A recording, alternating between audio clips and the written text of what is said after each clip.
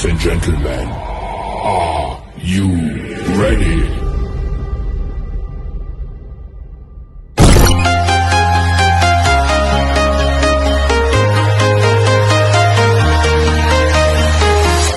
I'm walking alone, the streets are empty. The only thing I can see is my own silhouette. I'm getting stronger, step by step.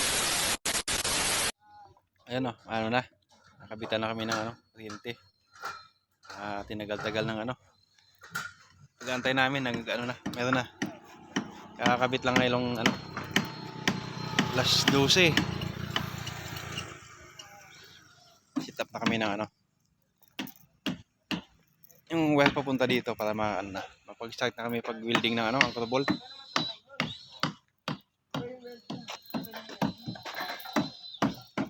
Sana next week dumating na rin yung mga HSS column namin para tuloy-tuloy na yung start ng namin pag-i-erect ng mga column.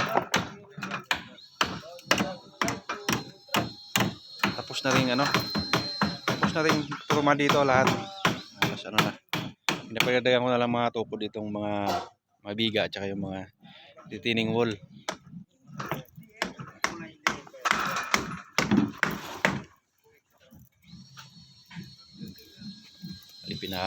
Double check ko na rin itong mga tukod. Hindi na. Next week pwede na kami pakapagpa-schedule ng buhos.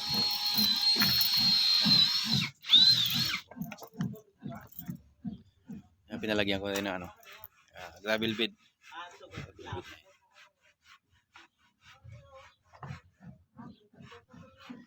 Bali double check ko man lato yung mga forma dito.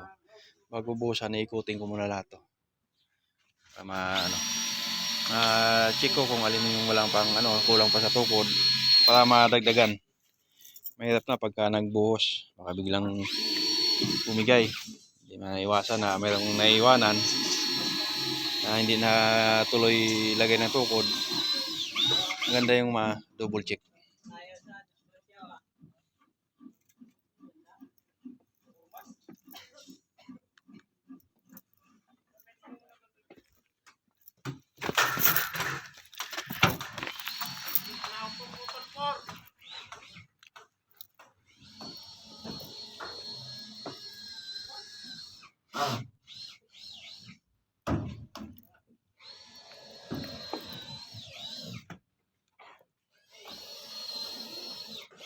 Ayun bali meno na rin lahat yan.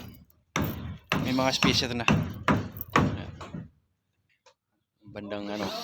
Yung bandang nakapatong sa lupa na tie-beam, nilalagyan ko na lahat ng yan, gravel bed.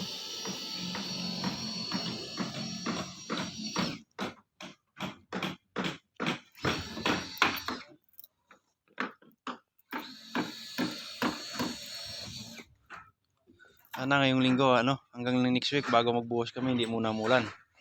Maraming mga baak na yung mga lupa doon. Isang ulan lang bagsak na yan. Bagong kami diyan, mahirapan kami magtanggal kami ng forma ulit para linisan ilalim. Lalo ng area na yan. Medyo malaki-laki na yung crack doon sa taas. Kailangan bago kami bago umulan na malakas makapagbuhos na kami. Sana wag muna umulan.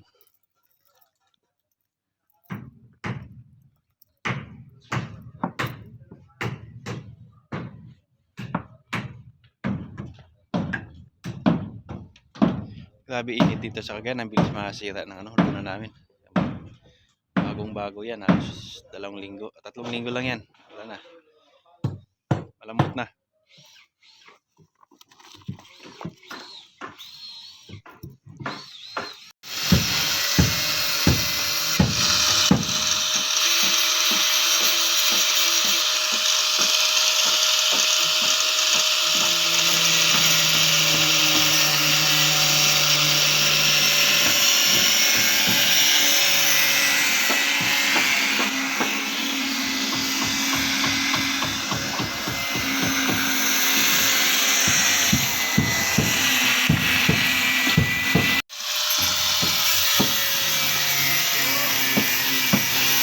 ng mga ano namin. Oh.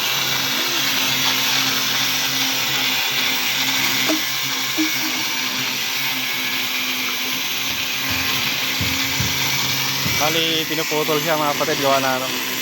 Diyan papatong yung plate namin. Kaya pinuputol, kinukuha yung elevation. Para pagkapatong ng ano, yung pattern namin na plywood, ano na, naka-level na lahat. Bali ano, dosing column ito.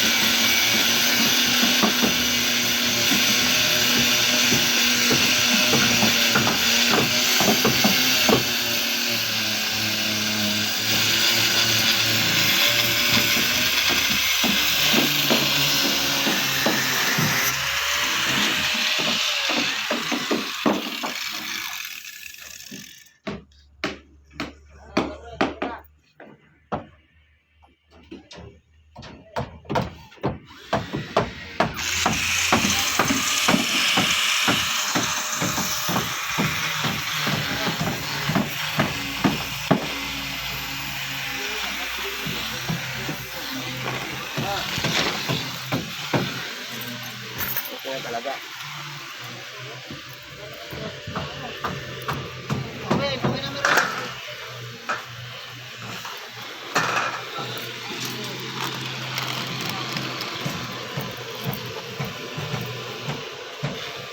Yan, bali ano, dalawa yung binili namin ganito. Yung Arcsmith na ano, welding machine. Bali subok na to. Marami na kaming ano, ginamit na ganyan. Talagang pang ano, pang matagalan.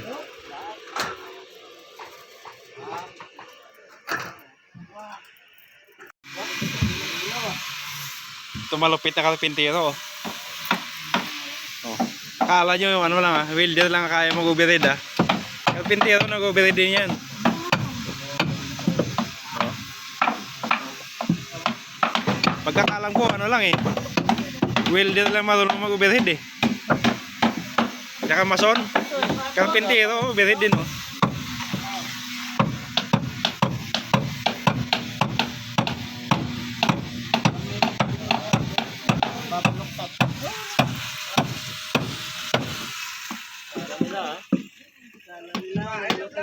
Nakakala ko na.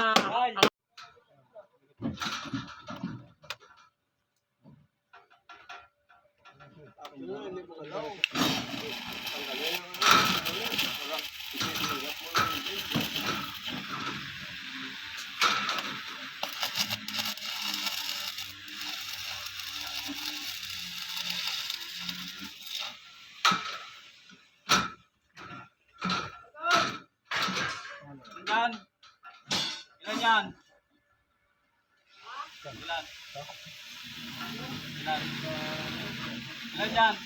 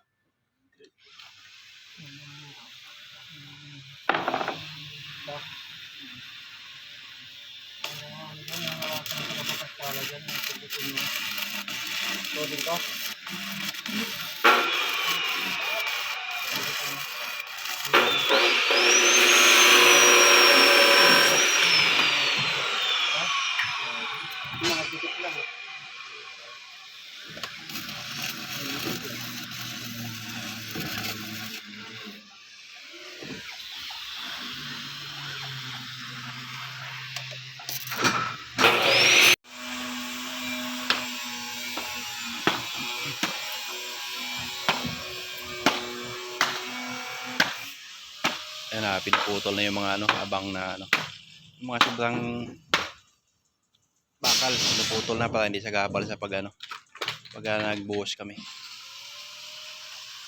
Ali, pinapa-double check ko na rin itong mga ano. Yung mga forma dito, pinapalagyan ko pa ng tukod.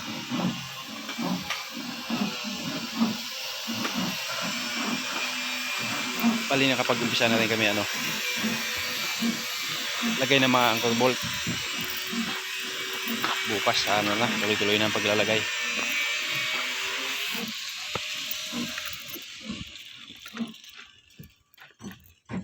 Yan, natapos na itong isa.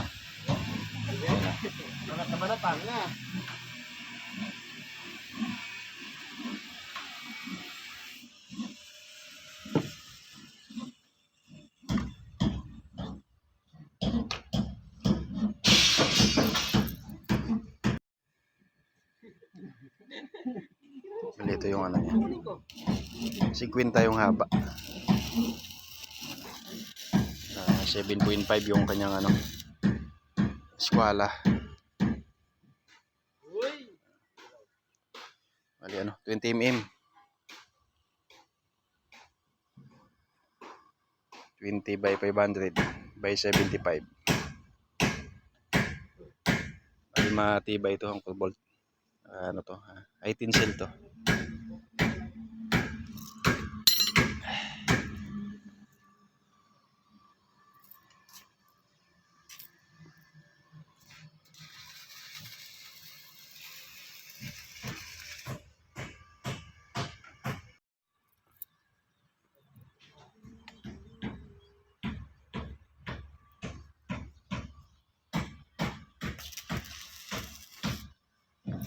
Halos imot yung mga kahoy namin. Ang dami namin kahoy, halos ubos. Kulang pa. O doon nila may ulit pag ano. Pagka nag-angat na yung ano, retaining wall sa ano. Mula sa basement hanggang ano, ground floor.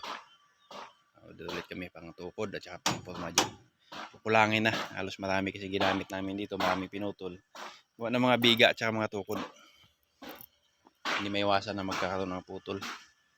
Kami gagamitin pang ano, pang dressing pagka hindi kami magputol ng mga kahoy. Kaya obligado talaga magputol. Puto dito sa Cagayan medyo ano, marami ditong nakuha na ano, ulamber.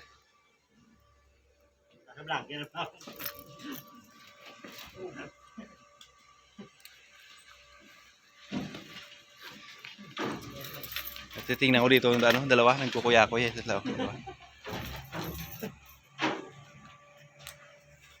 Pansin ko eh. Sabi parang namatay yung ano, grinder, parang namatay, nasira yata kaya binuntahan ko. Andun pala sa ilalim. Sa ilalim. Hindi joke lang ano, sisipag to. Hindi totoo yan.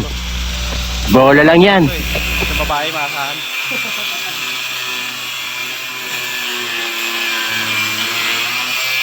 Putol nila mga kapatid para ano, hindi mahirap dito pagka nagano yung ano, concrete. Bali ano, babaan ko to bukas pagka bago kami magbuhos, double check ko pa rin to. Kailangan ma-check ko mahirap na, maganda na yung sigurado. Ito, kung ibabaw, kulang pa sa to, kulang pa sa tukod to. Kulang pa sa tukod to pag may kahoy ano? Babaw. May exit lang siguro yan. Kahit bakal, pwede na yung magawin tukod yan. Bakal.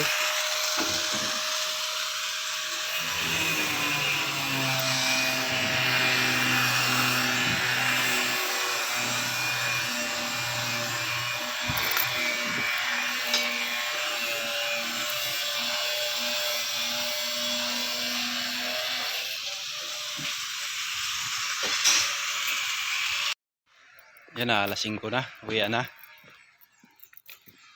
Bukas maulit.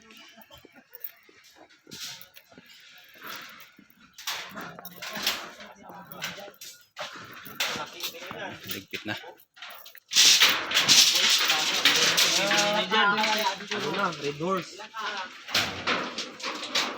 Saan ang helmet? Ha?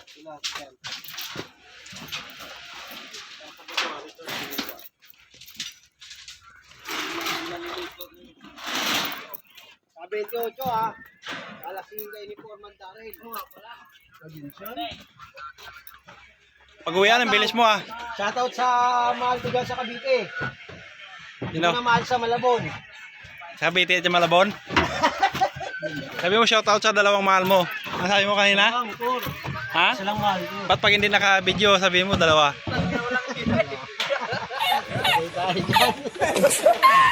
Shoutout kay Pilbi. Bista kita, punta ka dito.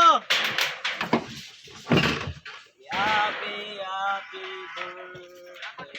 Sa 28. Wala ba kayong pinag-aralan? Wala ba May paiyaw si Foreman Darrell, ha? Saka ano, patis. Patis vapor. na maalasing nyo kami?